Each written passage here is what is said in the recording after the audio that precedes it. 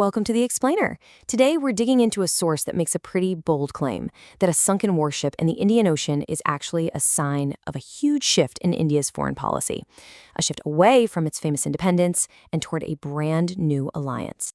So the source material we're breaking down today frames its entire argument around this very question. It's based on a real and very recent event. Okay, let's get into the details.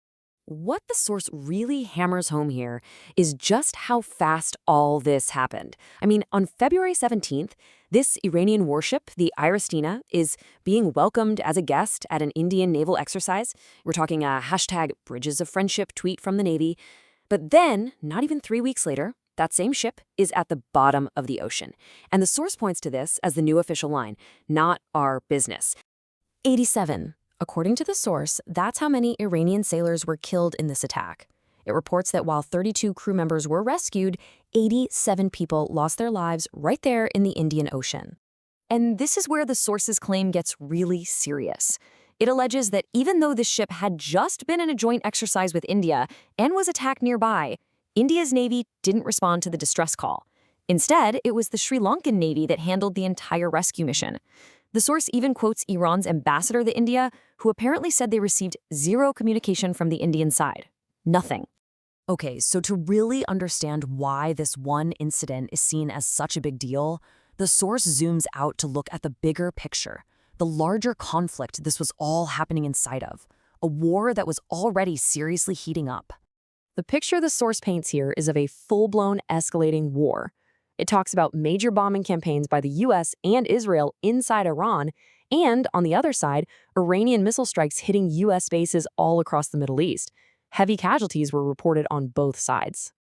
And then, the source highlights the massive global economic stakes.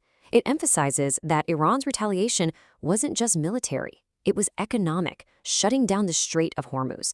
We're talking about a channel that handles 20% of the entire world's oil supply. The video calls this move a nightmare for India. So let's get to the absolute heart of the source material's argument, that the way this Iristina incident was handled signals a complete reversal of India's foreign policy, a policy that's been in place for a very long time. For decades, the source argues, this was basically India's brand on the world stage, strategic autonomy. It meant India called its own shots, took stands based on its own principles, and wasn't tied to any superpower's agenda, whether that was America or the Soviet Union. To back this up, the source dives into some history. It claims that past prime ministers have consistently taken this independent stand, even when it meant standing up to powerful allies, like Indira Gandhi condemning the Soviet invasion of Afghanistan or Atal Bihari Vajpayee refusing to send Indian troops to Iraq.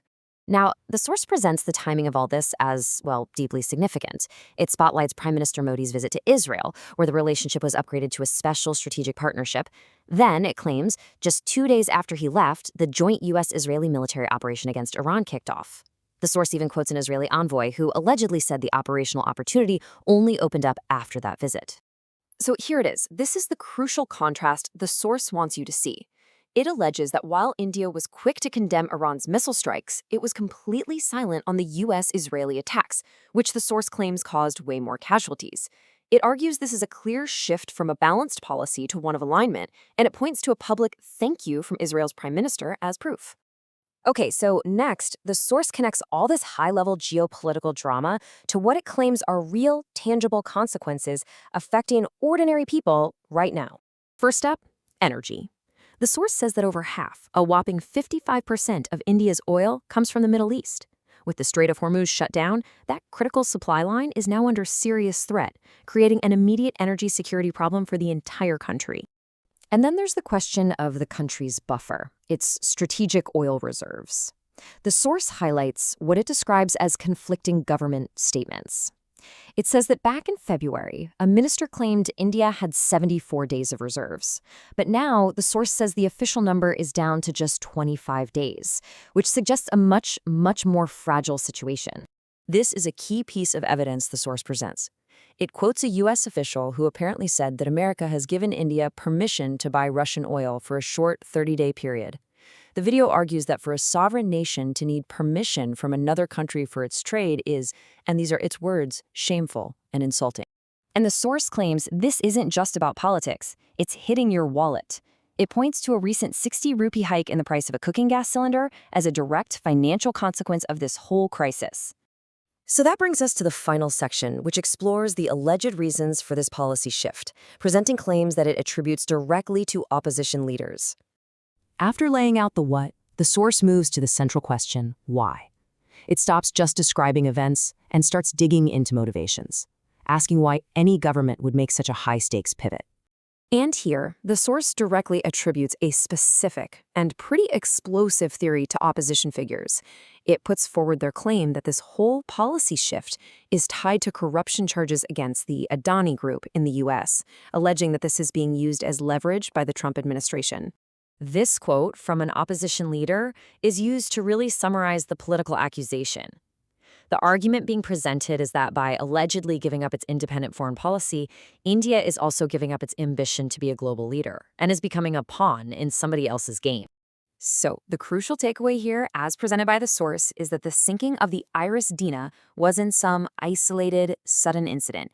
Instead, it's portrayed as the most visible, most dramatic symptom of what it calls a slow-motion crash, a gradual but steady erosion of India's foreign policy that's been happening for years.